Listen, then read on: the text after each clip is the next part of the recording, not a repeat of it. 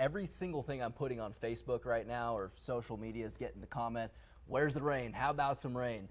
I'm with you. You think I want to keep talking about 105-degree temperatures? I mean, it's been 15 straight days now. The back edge of the heaviest rain right now clearing sections of I-10, but we are still tracking another round of showers and thunderstorms moving in from the east side. So if things have quieted down in your neighborhood right now, you could get another little burst of rain here over the next 20 minutes or so. And well, as you can tell, the snow up here is great. Plenty of fresh powder, but with a big warm up in the forecast, there's no telling how long it's going to last. So head on up. From Ski Valley, John Patrick, News 4 Tucson. I've been here for about 5 years now, and it always amazes me just how fast the ice breaks up on the Santa Cruz and clears on out of here. I mean, what, it's been about 2.5 hours since the ice officially broke, and you can see already out here, there's no ice. There's only dirt and sand. I guess we do have a few pieces of ice left, about 3.5 chunks. There we go, in that cluster right there, about 45 lightning strikes in the last half an hour. And we still have strong storms, western sections of Arizona, so a very active night of weather. You didn't spray these with the cooking spray, did you, David?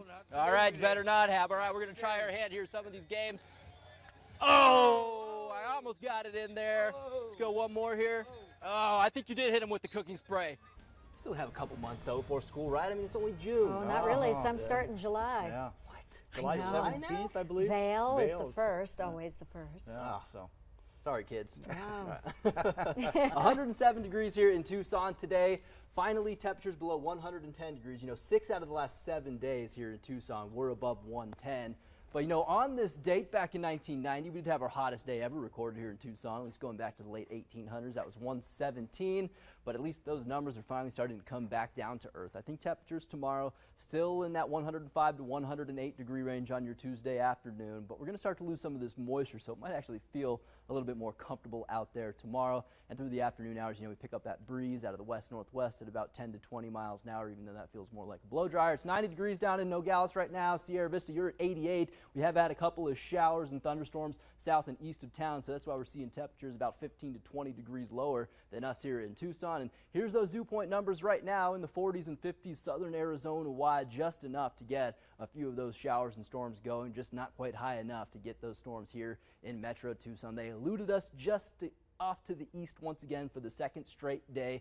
Nothing immediately threatening town now, and I don't think we're going to see much move in here. And after today, it looks like those rain chances are pretty much all but out of here, at least for Tucson for the time being. Take you down to these storms just south of Interstate 10, moving into southern sections of Pima County. Looks like we had about 5 to 10 lightning strikes with those over the last half hour. So critical this time of year. You know, each lightning strike can get up to about 50,000 degrees. So I don't care how much rain is falling with these storms, that is capable of producing another wildfire. So we have to watch these closely as they drift down to the south, but after sunset tonight we'll start to lose a lot of this action. And here's kind of our setup right now. High pressure starting to move down to the south because we have a storm system that's moving into the Pacific Northwest, and when this happens it draws those winds back in out of the west for us, and that's just kind of a dry flow for us this time of year. So that's why we're going to kind of shut down those rain chances, it looks like, for the next couple of days, which is kind of a shame because we have a hurricane down in the eastern Pacific right now. This is Hurricane Dora, and you know, many times this time of year we can get that moisture to move into southern Arizona if the setup is right, but it doesn't look like that's going to happen,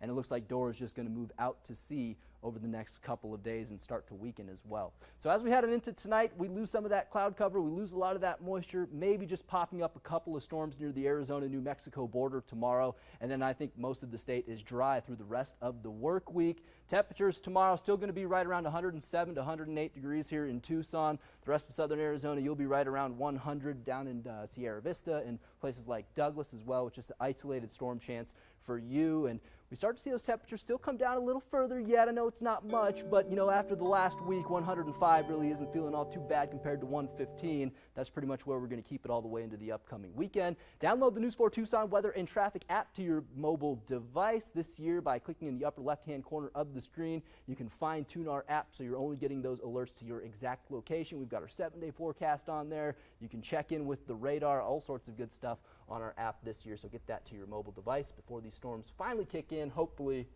next week. Hopefully. Yeah. Hopefully. Fingers.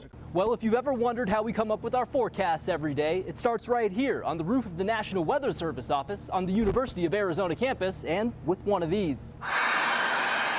At 4 a.m. and 4 p.m. each day, meteorologists across the country are launching weather balloons up. Ready? Ready. Let's go.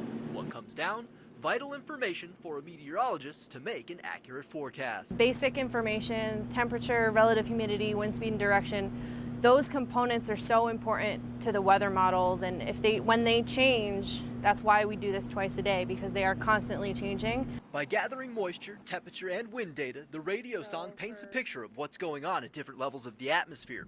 That information is then downloaded into a confusing mess of lines and dashes known as a skew-T for the meteorologist to decipher.